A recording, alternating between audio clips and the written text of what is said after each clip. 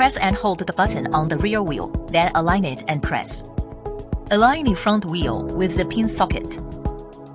Align the seat with the nut at the front and back, then insert it into place. Once the front cover has been folded back, align it and press down to secure it in place. The small tabletop is also fitted and secured in the same position.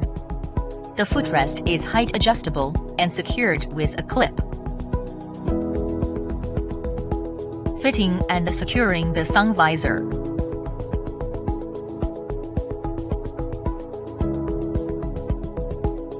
Fitting the small items storage pouch.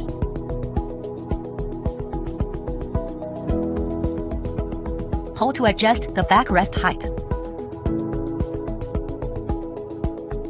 Brake mechanism.